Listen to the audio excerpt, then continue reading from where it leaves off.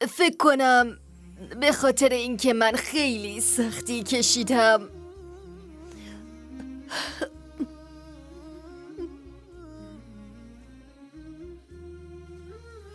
فکر کردن که من دارم میمیرم، اما من میخواستم بهشون نشون بدم که من قرار نیست جایی برم. بعدش سکته کردم. سعی میکردم در همون حالت بگم لا اله الا الله. این به من کمک کرد که قوی باشم. همون یه جمله. بارلا، ایشان را در زیر سایه ایمان الهیت نگاه دار و والاترین طبقات بهشت را به آنها ارزانی دار، چرا که تو با موهبت و هدایت قرآن آنها را مورد رحمت خیش قرار داده ای، همان گونه که با قرآن هدایتشان کردی. الرجوع آیاته تغدو شموع ويفيض في قلبي سنا نور الحنايا والضلوع لله أعلنت الرجوع آياته تغدو شموع ويفيض في قلبي سنا.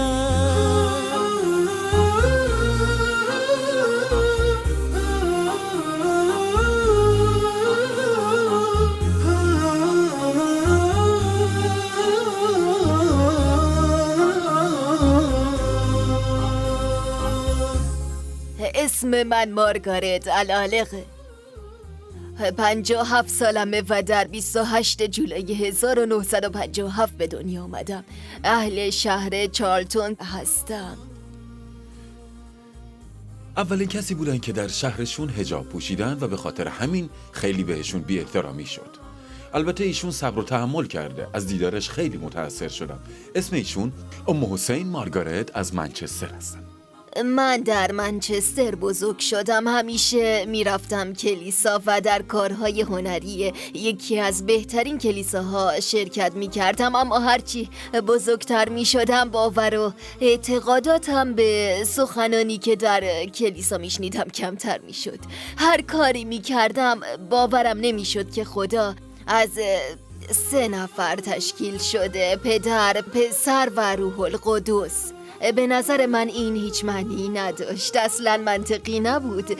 وقتی هم که میخواستم سوال بپرسم باید جوابهای گیج کننده تر و نگاه های عجیب و غریب رو به جون میخریدم. ولی من همینطور ادامه دادم و خیلی زود تمام ایمانم رو از دست دادم، چون باور این چیزا برام سخت بود. در اون موقع چیزی از اسلام متوجه میشدی؟ مطالعه‌ای در موردش داشتی؟ کسی بود که واسط در مورد اسلام بگه؟ نه، معلومات خیلی کمی راجع بهش داشتم، چون دوستاییم که داشتم زیاد از اسلام برام نمی گفتن. وقتی هم که ازشون در مورد اسلام می پرسیدم توضیح درستی نمی دادن. فقط اصول اصلی و ساده اسلامو بهم می گفتن. هیچی نمی دونستم و جاییم بلد نبودم. قصه ازدواجش با مردی مسلمان طولانیه. اون موقع ابتدای آشنایی و شناختش از اسلام بود. سال 1975 با یه مرد مسلمان ازدواج کردم. با هم رفتیم از بابل دیدن کردیم و بعدش هم رفتیم بغداد. ام حسین با جوانی مسلمان ازدواج میکنه و باهاش به بغداد میره. همین سفر بود که تأثیر فوق‌العاده‌ای روی زندگیش میذاره و علاقه بسیار زیادی به مادر شوهرش پیدا میکنه. خیلی نورانی بود، واقعا شگفت‌انگیز بود. خیلی دوستش داشتم. اون یه مادر بی‌نظیر بود. واقعا دلم براشون تنگ شده. فوق‌العاده مهربون و دلی به اندازه دریا داشت. اصلا اهمیت نمیداد که من مسلمانم یا نه. نه اون و نه پدر شوهرم هرگز ناراحتم نکردن. هیچ وقت سعی نکردن مجبورم کنن که مسلمان شم. شوهرم آدم مذهبی و دینداری نبود. بیشتر از این که مذهبی باشه فقط دستوراتو انجام میداد تا ظاهرش رو حفظ کنه. بیشتر به خاطر خانواده مهربونش بود که من به اسلام علاقه‌مند شدم. من همیشه روحانیت و معنویات مختصری در وجودم داشتم، اما اون اصلاً معنی این چیزا رو نمیفهمید. چه چیزی شما رو به اسلام قانع کرد؟ راستش نمیتونم یه دلیل درست و کاملی برای مسلمان شدنم بهتون بگم. فقط میتونم بگم که میدونستم این درستترین و بهترین کاریه که میتونم بکنم. مخصوصا وقتی به عراق رفتم کاملا مطمئن شدم که برای من اسلام بهترینه. با یک خانواده مسلمان زندگی کردم و میدیدم چه زندگی زیبایی دارن. چند باری به مسجد رفتم و اینها همه منو به اسلام قانع کرد. شما کجا شهادت این رو به زبون آوردید؟ من شهادت اینو در بغداد گفتم، درست همون موقعی که داشتیم ازدواجمون رو ثبت می کردیم. برای شناخت خودم و اسلام مطالعه و تحقیق کردم و یه عالم تجربه به دست آوردم و اینجوری معنای واقعی شهادت اینو فهمیدم. اشهدو ان لا الله اله اله الا الله الا الله و اشهدو ان محمدا رسول الله. نور الهداية زار صدري هو مبتدأ أنسي وعمري فعزمت للرحمن أمري وعلى خطاطها مشيت. وقتی که از بغداد برگشتین بریتانیا مسلمان شده بودین الحمدلله. آیا از همون موقع حجابتون رو رعایت میکردین؟ حدود 2 سالی بود که همسرم ما رو ترک کرده بود. از طرفی دلم میخواست فرزندانم به عنوان یک مسلمان بزرگ بشن و از طرف دیگه میخواستم که تو شهر و وطن خودم بزرگ بشن. خواستم اینو انجام بدم، اما میدونستم اگه بیام داخل شهر خودم برام یکم سخت میشه، چون مثلا لباس اسلامی و یا حجاب توی شهر من وجود نداشت. از کجا میخواستم لباس اسلامی بخرم؟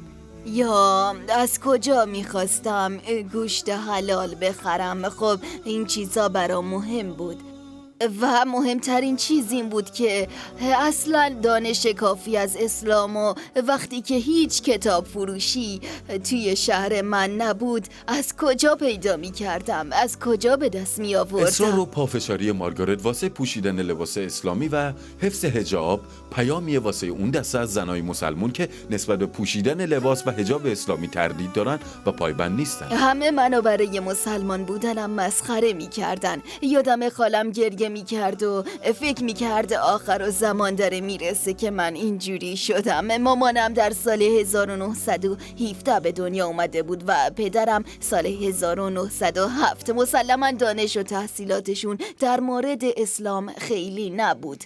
اولین سال بعد از برگشتنم به چارلتون زندگی واقعا برام سخت بود. حتی 5 ماه اول پلیس ازمون محافظت می کرد. روم توف انداختن و کتکم زدن. سرم داد کشیدن.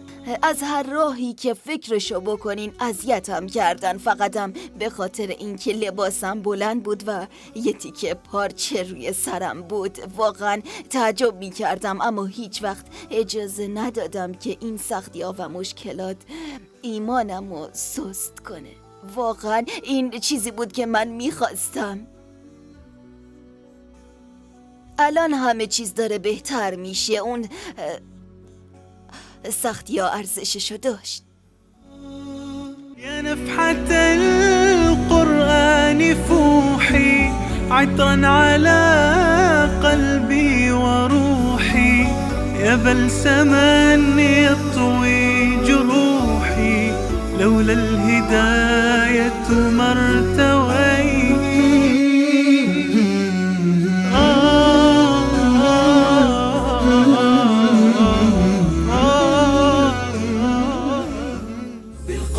بالقرآن برحمه تحلو الحياة شوقا إلى المولى.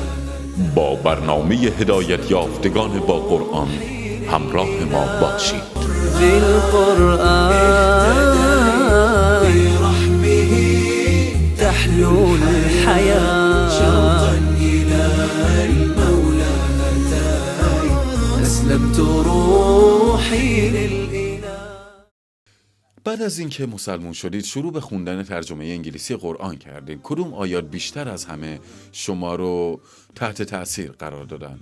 سوره بقره، آیه از سوره بقره. بقره.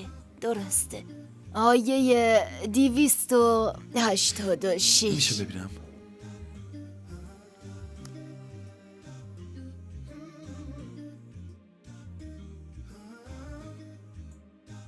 بسم الله الرحمن الرحیم.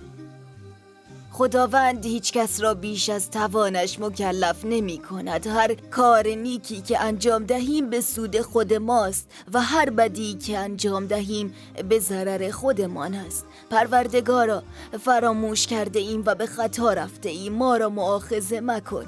پروردگارا، بار سنگین بر دوش ما مگذار چنان که بر پیشینیان ما نهادی. پروردگارا، آنچه را طاقت نداریم بر ما واگذار مکن. از ما درگذر و ما را بیامرز و به ما رحم فرما. تو سرور مایی، پس ما را بر قوم کافران ماشاءالله پیروز تبارک الرحمن.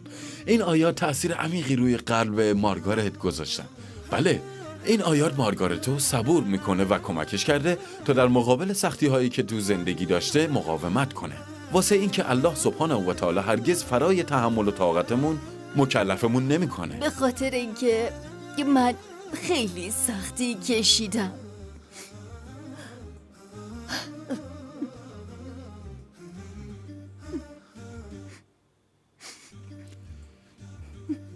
معذرت میخوام. راحت بشین، خواهش میکنم.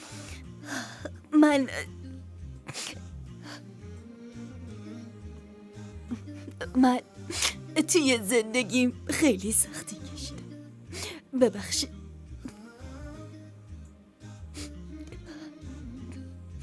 دستمالمو کجا گذاشتم؟ خب خیلی عذاب کشیدم. راستش این آیه به هم کمک میکنه که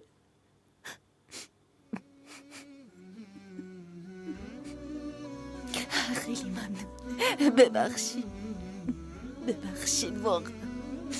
راستش این آیه همیشه به هم کمک میکنه که در مقابل سختی ها قوی باشم. وقتی شوهرم ما را ترک کرد من خیلی تنها شدم.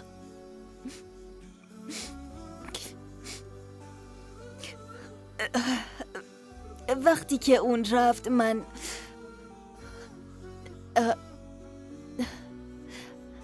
ضربه خیلی بزرگی خوردم و خدا دوباره منو امتحان کرد. من به سرطان مبتلا شدم و نزدیک بود که بمیرم. یعنی مطمئن بودم میمیرم چون خالم هم از سرطان مرد. من مجبور بودم به بچه هام که پدری نداشتن و 2 سال قبلم مادر بزرگشونو که واقعا دوستش داشتن از دست داده بودن بگم که منم سرطان دارم. اونا فکر کردن که من دارم میمیرم، اما من میخواستم بهشون نشون بدم که من قرار نیست جایی برم، من قرار نیست بمیرم. بالاخره از پس این سرطان بر اومدم. اما بعدش سکته کردم. من تو بیمارستان نمیتونستم حرف بزنم، ولی همیشه توی سرم میگفتم لا و سعی میکردم در همون حالت بگم لا اله الا الله و این به من کمک کرد که قوی باشم. همون یک جمله. لما اشتكى جوف الظما لما بكى جفني دما والدرب خاف جهنما لجأت للقرآن يا روضة نحيا بها يا منهجا لأولي النهى يا غيمة نرنو لها وسماؤها القرآن. الله می‌فرمایند هیچ کس را جز به اندازه تواناییش تکلیف نمی کنیم. رسول الله صلی الله علیه و آله و سلم فرمودند که این آیه از این فضایل بیشماری داره. ایشون در مورد یکی از فضایل این آیه فرمودن هر کی این آیات را در شب بخونه براش کافیه. حالا منظور از این کافی بودن چیه؟ اول اینکه از انسان در مقابل وسوسه های شیطان محافظت میکنه و دوماً ثوابی برابر با ثواب نماز شب داره. سومین مورد کوله‌بار گناهان انسان برای روز قیامت سبک میکنه. احادیث زیادی در وصف فضائل این آیه وجود داره. پس بیاین هر شب قبل از خواب حداقل یه بار این آیه رو بخونیم و در معانیش تدبر کنیم. من بهتون پیشنهاد میکنم که همتون دعایه آخر سوره بقره رو حفظ کنید. من در طی این سالها وقتی که مسلمان شدم خیلی تغییر کردم، چه باطنی و چه ظاهری. دیگه به چیزای مادی اهمیتی نمیدم. میشه دید که مردم دنیای امروز هر روز از معنویات دورتر میشن. مردم به چیزهای بیخودی اهمیت میدن و از خدا دورتر و دورتر میشن. هر روز توجهشون به مسائل مادی بیشتر میشه و خدا رو فراموش میکنن. مردم کارای خوب و مسخره میکنن و به جای اون کارای بد و ستایش میکنن. سفر به سوی اسلام با همه چیز متفاوته. واقعا شگفت‌انگیزه و وقتی که فکر میکنین کی بودین و چطور اینقدر تغییر کردین و به کجا رسیدین، با خودتون میگین من اشتباهات زیادی کردم اما از همشون درس گرفتم. من یک انسانم و همیشه اشتباه میکنم، اما از خدا میخوام که با رحمت خودش اشتباهات منو ببخشه و انشالله که این اشتباهات به من درس بده و من به یه آدم بهتری تبدیل بشم و دیگه اشتباهات گذشتمو تکرار نکنم. امیدوارم الله کمکم کنه که همینطور به راهم ادامه بدم، مبارزه کنم و چیزایی که یاد گرفتم و به دیگران یاد بدم. قرآن اونقدر زیباست که هیچ کلمه‌ای برای توصیفش وجود نداره. این کتاب اونقدر بزرگه که تو کلمات وصف نمیشه. قرآن یک برنامه دقیق چگونه زندگی کردنه. الله اکبر. مارگارت قلباً از مسلمان بودنش خوشبخت و خوشنوده. آرزو میکنه که اسلام هر روز بیش از پیش در جهان گسترش پیدا کنه. نوشته های روزنامه ها رو قبول نکنید. به حرفای اخبار در مورد اسلام گوش نکنید. بهتره از خودتون سوال بپرسین. از خودتون. شما تنها کسی هستین که حقیقت رو میدونه. افرادی که مسلمون به دنیا میان نمیدونن که برای ما چقدر میتونه سخت باشه وقتی که دینمون رو عوض میکنیم. بیشتر از همه خونواده هامون تردمون میکنن و حرفایی که مردم میزنن اعتماد به نفس و روحیه ما رو از بین میبرن و به ما توهین میکنن. اون روز که در محضر الله رحمان و رحیم حاضر میشیم چه چیزی واسه گفتن داریم؟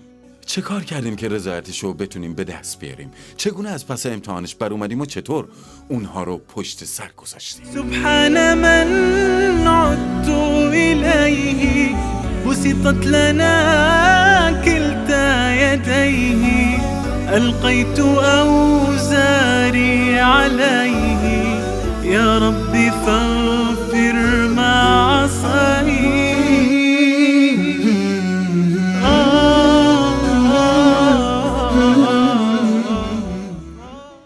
آرزوی من اینه که با برادرها و خواهرهای مسلمانم در منچستر کتابخونه‌ای دارای کتاب‌های اسلامی داشته باشیم که بتونیم بریم اونجا و کتاب به امانت بگیریم و بشینیم و مطالعه کنیم و همونجا در مورد اسلام با هم دیگه صحبت کنیم.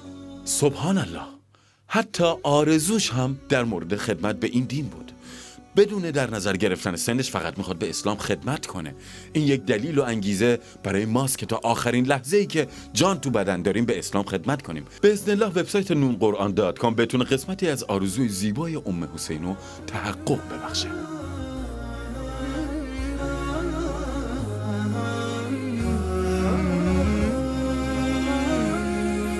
أسير بدرب قرآني فيشرق صبحه الحاني أرتله وأحفظه وأقرأه بمعاني أسير بدرب قرآني ربيعي أنس أيامي صديقي بوح أحلامي شفاء الهم والشقوى يداوي جرحي دامي ربيعي أنس أيامي صديقي بوح أحلامي شفاء الهم والشقوى يداوي جرحي الدامي ولما تهت ثم أتيت لدرب كلام رب البيت وجدت النور والسلوى مع القرآن اهتديت مع القرآن اهتديت أسير بدرب قرآني فيشرق صبحه الحاني أرتله وأحفظه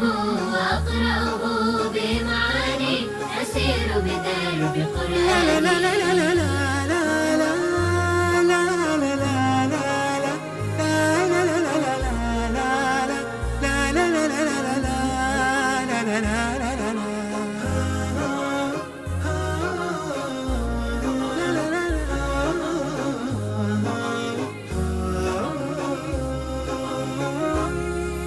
جنى وشذا وأوراق لروض الجنة ساقوا أخي إما مررت بها فثم النفع رقراق جنى وشذا وأوراق لروض الجنة ساقوا أخي إما مررت بها فثم النفع رقراق ولما تهت ثم أتيت لدرب كلام رب البيت وجدت النور والسلوى مع القرآن اهتديت مع القرآن اهتديت فيشرق صبحه الحاني أرتله وأحفظه وأقرأه بمعاني أسير